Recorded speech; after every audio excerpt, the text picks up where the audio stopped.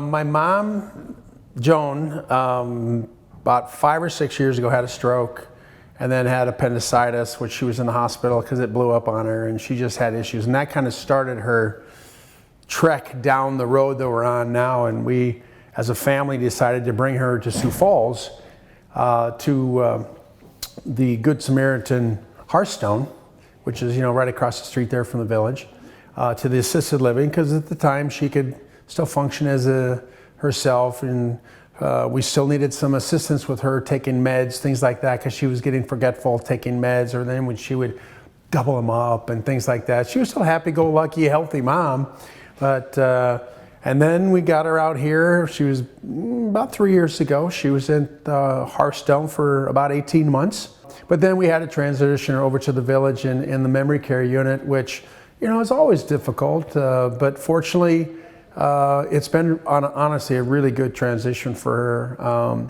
It's something that she needed. It was better for her health, for her overall wellness. So when it comes to this pandemic and the visitor restrictions in place, how is she doing with those in place? And how are you guys doing also as her family? It's been different. Like everybody, we're all going, okay, we all feel like we're in lockdown. But the thing that we did prior to COVID, like I said, I would be over there once or twice a week during the week. I'd stop, my office is not that far from the village, so I would stop over there a couple times a week, just say hi for 10 minutes, before she went to dinner or whatever.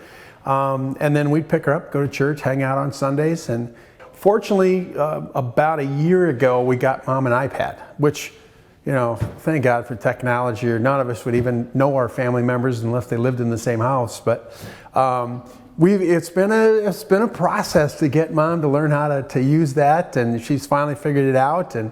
But it's been tough. I know she, like everyone else, has felt kind of claustrophobic a little bit. We all get that way when we can't go and do the things that we'd like to do and are normally kind of doing. But the biggest comfort that my family has is the people, the staff. I mean, seriously, those guys are rock stars. We call them our little angels, and they really are. I got to know quite a few of them because like I said, I would be over there picking Mom up for doctor's appointments and take her to my house, and the whole crew and has been phenomenal. And they just are so warming and comforting to Mom. And actually on the 19th was Mom's 84th birthday. We had some of our family in town, so we celebrated her birthday on Saturday.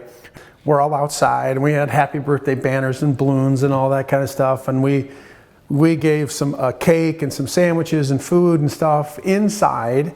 And we were all partying away, basically having a birthday party with Mom, and she had all the grandkids on the iPad, and so it was just a great experience. And the staff treats these folks like their family, and we feel like my mom is a part of their family, and that is really good for us. Yeah. Really good. Yeah, it means a lot, doesn't it? Oh, huge. I mean, they love her just like we do.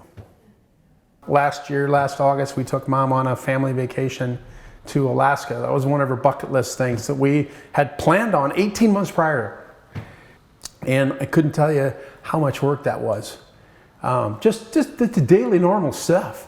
And just to do what this team does day in and day out with multiple residents and all the different challenges that the residents are going through with memory and other health issues.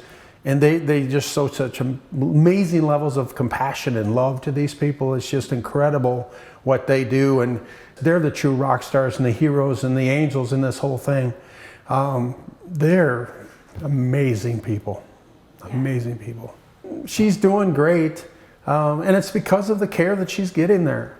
I mean, I think, like I said, I think if she was at our house and it was Julie and I trying to do this, we couldn't give her that same level of care. We could give her the love, but we couldn't give her the care, and they treat her like she's their grandmother. And that's very comforting and very warming for us as a family.